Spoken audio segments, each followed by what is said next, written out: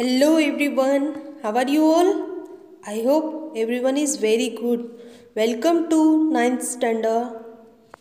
हमने ग्रामर किया था। ग्रामर में हमारा प्रत्यय उपसर्ग कंप्लीट हो चुका है और संधि में हमारा संधि के स्वर संधि के प्रकार हो गए हैं। अब हम व्यंजन संधि करेंगे। आज हमारा टॉपिक है व्यंजन संधि। व्यंजन संधि क्या होती है और व्यंजन संधि किसे कहते हैं। तो सबसे पहले हम जान लेते हैं कि व्यंजन संधि किसे कहते हैं। किसी व्यंजन का स्वर से, व्यंजन तो आप सब जानते ही हो कि व्यंजन क्या होते हैं, ठीक है। तो किसी व्यंजन का स्वर से, स्वर और व्यंजन आप जानते हो कि अ आ ई उ री ए ऐ ओ औ अंग अह, ये सब क्या है, स्वर है। और व्यंजन, बाकी सब व्यंजन और संयुक्त व्यंजन अलग है। तो ये जो व्यंजन है, इसमें बोल रहे हैं व्यंजन की परिभाषा में कि किसी व्यंजन का स्वर से, जैसे कि क का अ, या ऐसे कि किसी व्यंजन का स्वर से और स्वर का व्यंजन से तथा व्यंजन से मेल होने पर जो परिवर्तन होता है उसे व्यंजन संधि कहते हैं। कहने का मतलब है कि व्यंजन से स्वर का और स्वर से व्यंजन का अगर मेल होता है, जो उसमें जो परिवर्तन होता है वो व्यंजन संधि कहलाती है। जैसे कि यहाँ पर है जगदम्बा। जगदम्बा ये माता जी को कहा जाता है जगदम्बा। तो इसमें जगदम्बा को हम अलग करते हैं तो ये होता है जगत। अब त यहाँ पे व्यंजन है और अम्बा, यहाँ पर स्वर है। तो व्यंजन और स्वर मिले तो ये किस में बदल गया, जगदम्बा, ठीक है। त और अ मिले तो क्या बन गया, ये द, क्या बन गया, द। ये सिर्फ उदाहरण है, ये किस तरह से बनेगा ये हम आगे जानेंगे। वैसे ही अनुच्छेद है, तो अनुच्छेद को हम अलग अलग करेंगे। तो अनु धन छेद, तो अनु उ स्वर है और छ जो है व्यंजन। तो इसका क्या बन गया, आधा च और छ, आधा च और छ मिलकर क्या बन गया, अनुच्छेद। तो ये स्वर और व्यंजन मिले तो क्या बन गया, च।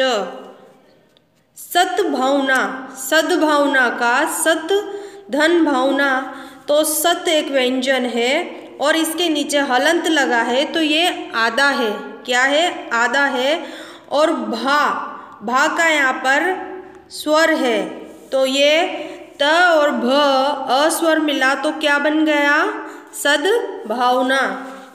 अब व्यंजन संधि के प्रकार हम जानते हैं कि व्यंजन संधि में होने वाला मेल 3 प्रकार से होता है, जो इस प्रकार है।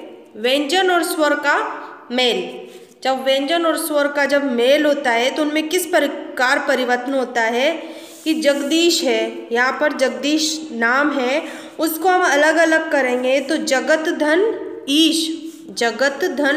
ईश, यहाँ पे त और ई स्वर मिला तो क्या बन गया, दी इसलिए बना क्योंकि यहाँ पर बड़ा ई की मात्रा थी, तो बड़ा ई और त मिलकर दी बन गया। जो व्यंजन त है वो दी में बदल गया, ठीक है। वैसे ही यहाँ पर है वागिश को हम विभाजित करेंगे 2 शब्दों में, तो वाक धन ईश का क में जो व्यंजन है वो आ जाएगा और ई ये मिलकर बन गया गी। व्यंजन क प्लस स्वर ई तो क्या बन गया, ये गी। स्वर और व्यंजन का मेल, पहले हमने व्यंजन और स्वर का मेल, अब स्वर और व्यंजन का मेल जो है ये। आच्छादन का आदन छादन, तो इसका क्या बन गया, आ स्वर और छ व्यंजन मिलकर आधा च और छ, क्या बन गया, ये छ। स्वच्छंद का हो गया स्वदंड छंद, तो अ और छ मिलकर आधा च और छ। ठीक है, अब हम चलते हैं नेक्स्ट। व्यंजन और व्यंजन का मेल। जैसे कि व्यंजन के सामने व्यंजन है तो उसका मेल किस प्रकार होगा कि इसमें संगत,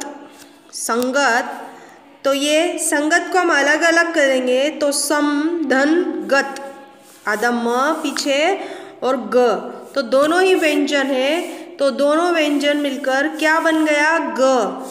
जो आधा म था व्यंजन वो ग में बदल गया।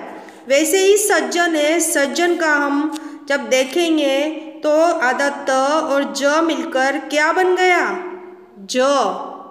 क्या बन गया, ज। व्यंजन त प्लस व्यंजन ज। व्यंजन संधि के जो नियम है वो हमें देखने हैं कि किस प्रकार कौन सा शब्द किस में बदलता है। पहला जो नियम है वो है वर्ग के पहले वर्ण का, जो क वर्ग मतलब क ख ग घ ण, जो पहले वर्ग के वर्ण का तीसरा वर्ण में परिवर्तन। जैसे कि यदि वर्ग के पहले वर्ण के बाद किसी भी वर्ग का तीसरा या चौथा वर्ण, जैसे कि घ घ क का क ख ग च का, ये जो तीसरा वर्ण है ग घ ज झ ड ढ द ध ब भ, अथवा य र ल व ह, ये क्या है, किसी भी वर्ण का तीसरा या चौथा वर्ण में से कोई व्यंजन अथवा कोई स्वर आ जाए तो पहले वर्ण अपना, जो पहला वर्ण है वो अपने वर्ण के तीसरे वर्ण में बदल जाता है। जैसे कि जो कि हमारा व्यंजन है, अगर उसके सामने स्वर आ जाता है तो वो तीसरे वर्ण में बदल जाता है। जैसे क है, क के आगे अगर स्वर आया है तो वो तीसरे वर्ण मतलब क ख ग, तो वो किस में बदल जाएगा, घ में। ठीक है, वैसे अगर च में से च के सामने आया तो च का तीसरा वर्ण क्या होगा, च छ ज। इसी तरह क से लेकर प तक का जो व्यंजन है हमारे, उसमें अगर सामने स्वर आ जाता है तो वो अपने तीसरे रूप में बदल जाता है। हम जैसे यहाँ पे नीचे उदाहरण देखेंगे, जैसे क का ग हो जाएगा, च का ज, ट का ड, त का द और प का न। ठीक है, अब उदाहरण हम यहाँ देखते हैं कि यहाँ पर है दिग्विजय। दिग्विजय यहाँ पर नाम है। अब हम इसको अलग करते हैं तो दिक, क्योंकि ग आधा है तो ये क आया है। ठीक है, और विजय, विजय में क्या है, संधि है, कौन सी संधि, क का ग। क का ग कैसे हो गया ये, कि यहाँ पर क धन ई स्वर है तो ये इसके क के तीसरे रूप में मतलब ग में बदल गया, क्योंकि ये आधा था। ठीक है, वैसे ही अजंता है तो अजंता को हम अलग करेंगे तो अच धन अंता, तो जो च है वो ज में बदल गया तो ये क्या बन गया, अजंता। वैसे ही षडानन, जो षडानन है वो ट का तीसरा वर्ण आ गया यहाँ पे ड। फिर नीचे त का देख लो आप, तत्भव, तो तत्भव, तो त आया है तो त का त थ द, तो किस में बदल गया, ये द में। कहने का मतलब ये है कि अगर व्यंजन के आगे स्वर आता है तो वो उसके तीसरे वर्ण में बदल जाता है। अब हम आगे चलते हैं, जो दूसरा नियम है वो है ख वर्ग। जो हमारा दूसरा वो नियम है वो है वर्ग के पहले वर्ण का पांचवें वर्ण में परिवर्तन। ये तो हमने तीसरे वर्ण में परिवर्तन किया था। कब किया था, जब व्यंजन के सामने स्वर आता है तो। अब पांचवें वर्ण में किस तरह परिवर्तन होता है वो हमें जानना है कि यदि व्यंजन क च ट त प के बाद म या न हो तो, म या न हो तो क का ड, च का ङ, जो पांचवा लास्ट वाला वर्ण होता है ट का ण और त का न और प का म हो जाता है। जैसे कि हमारा है यहाँ पे वाङ्मय तो वाङ्मय का हम अलग अलग करेंगे तो वाग्धनमय, तो क उसके 5वें वर्ण में बदल गया। ठीक है, वैसे ही ये तन्नाम, तो तन्नाम का हम 2 भागों में विभाजित किया तो तत्धन नाम, तत्धन नाम जो त है वो त थ द ध न, जो 5वां वर्ण है वो 5वें वर्ण में विभाजित हो गया। अब त संबंधित नियम, जो त है उसके संबंधित कुछ नियम इस प्रकार हैं। जब त के बाद च या छ आए तो त का च हो जाता है। जैसे सच्चरित्र, सच्चरित्र, सच्चरित्र का सतधन चरित्र, तो वापस च आया तो वो त च में बदल गया। जब त के बाद ज या झ आए तो त का ज हो जाता है। जैसे कि ज आया तो सगजननी, तो यहाँ पे जगजननी का क्या हो गया, जगधन जननी, तो ज में बदल गया वो। वैसे ही ट या ठ हो तो वो ट में बदल जाता है। जैसे तटीका, तो तत्धन टीका, ठीक है, त ट में बदल गया। जब त के बाद ड या ढ आए तो वो ड में बदल जाता है। जैसे ट ठ ड ढ, ठीक है। ये कुछ नियम है। जब त के बाद ल आए तो त का ल हो जाता है। जैसे उत्लेख, उल्लेख, ठीक है। जब त के बाद ह आए तो त का द हो और ह का घ हो जाता, ध हो जाता है। जैसे उद्धत, तो उत्दन हत, उद्धरण तो उद्धरण। जब त के बाद श आए तो त का च और श का छ हो जाता है। जैसे सच्छात्र तो सत्शास्त्र, उच्छ्वास तो उद्धन श्वास। अब म संबंधित नियम, जो त संबंधित नियम थे वो हमने कर लिए। अब म संबंधित नियम है वो इस प्रकार हैं। यदि म के बाद च ट त प, क च ट प मतलब वर्ग का पहला वर्ण आए तो म के स्थान पर उसी वर्ग का 5वां वर्ण अनुस्वर हो जाता है। अनुस्वर सब जानते हो आप, ऊपर बिंदु लग जाता है। जैसे कि म का ड, तो समधन कल्प, तो संकल्प, ऊपर बिंदु आ गया संकल्प। अगर हम ये अच्छे से समझ गए तो हमें पता चल जाएगा, हमसे कभी वर्ड मिस्टेक नहीं होगी। क्योंकि हम जो ये बिंदु लगाते हैं कभी कभी मिस्टेक कर देते हैं कि बहुत से क की जगह क पे लगा देते हैं, तो वो गलत हो जाता है। तो इसमें संकल्प को हम अलग अलग करेंगे तो समधन कल्प, तो जो हमारा म है वो ल में बदल गया। ठीक है। अब ये म जो क का 5वां वर्ण है कि समधन चय, तो संचय किस में बदल गया है, अंग में, अंग स्वर है उसमें बदल गया। वैसे म का न में परिवर्तन, समधन तोष, तो संतोष, न में बदल गया वो। ठीक है। अब म का म में समधन पूर्ण, संपूर्ण, ये जो अनुस्वार है ये ऊपर जो बिंदु है इसमें परिवर्तन हुआ है इसके अंदर। ठीक है। अब यदि म के बाद य र ल वो श श श ह आदि हो तो म को सदैव अनुस्वर हो जाता है। जैसे संवाद तो संवाद, समयोग तो संयोग। यदि म के बाद म आ जाए तो मम हो जाता है। जैसे सम्मुख तो समधन, अगर म के सामने म ही आता है तो आधा म हो जाता है।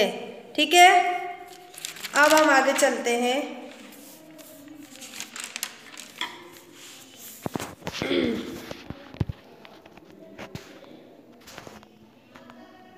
ये हमारा है छ संबंधित नियम। यदि किसी स्वर के बाद छ वर्ण आए तो छ से पहले च आ जाता है।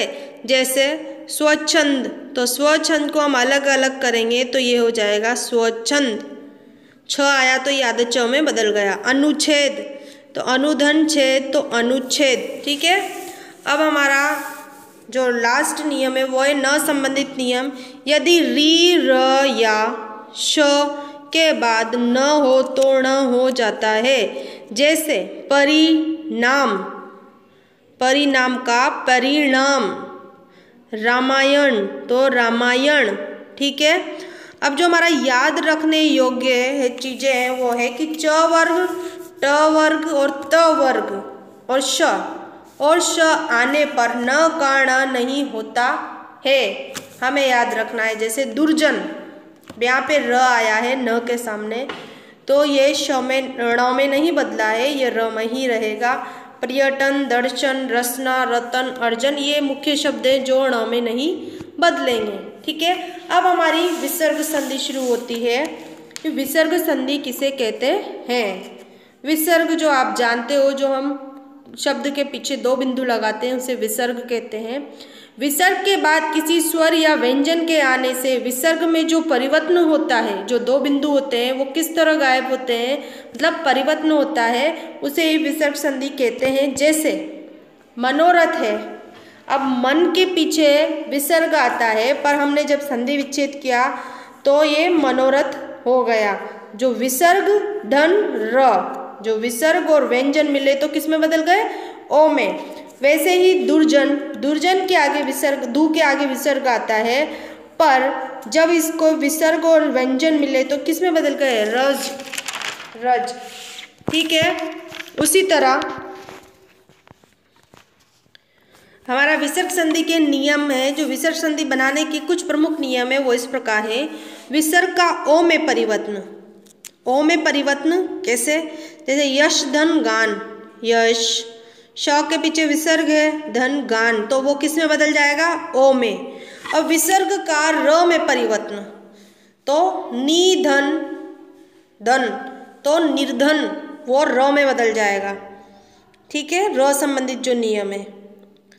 वैसे ही विसर्ग का श में परिवर्तन, जो श है, स से हमारा शलगम वाला श, नी धन चय, नी धन चय, तो जो विसर्ग प्लस च व्यंजन मिला तो क्या बन गया? निश्चय। नी धन चल तो निश्चल। वैसे ही स से सपेरा वाला जब हमारा स है तो उसका परिवर्तन विसर्ग में कैसे होगा? नी विसर्ग धन संतान, निसंतान।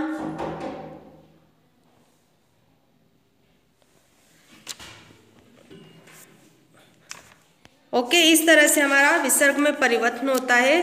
च विसर्ग का लोप इस तरह से है कि विसर्ग का र से मेल होने पर विसर्ग का लोप हो जाता है, विसर्ग के पहले स्वर दीर्घ हो जाते हैं। इस तरह से हमारी विसर्ग संधि कंप्लीट होती है।